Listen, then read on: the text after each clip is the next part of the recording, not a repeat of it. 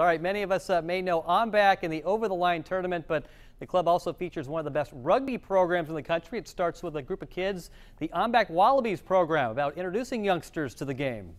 Good job. Now, it looks like a football, but it's not a football. For these young kids, most between the ages of 6 and 12, it's their first introduction to the sport of rugby.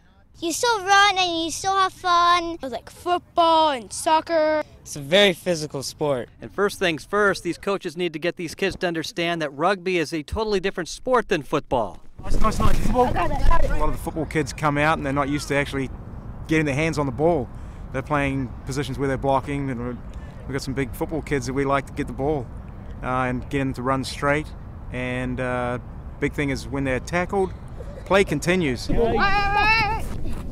And then there are the rules. The number one rule of rugby is always pass the ball backwards, never pass the ball forward. So all you're going to do is just bump off with your shoulder and then turn and look for the second guy. As you can see with rugby, no pads, no helmets.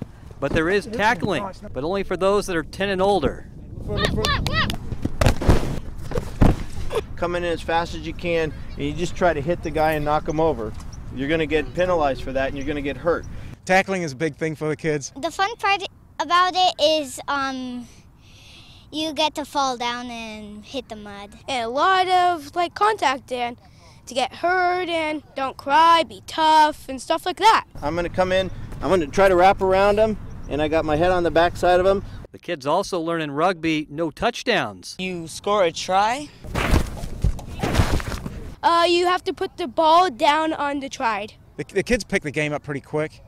They assimilate to it pretty quickly, but there's some differences they have to learn. Rugby is a completely different game than football, but leave it to these kids to best explain what it's really all about. Well, I was a little worried at first, but then after the first few practices, I got really confident about myself, and I felt like, oh, I'm strong, I'm a tough kid.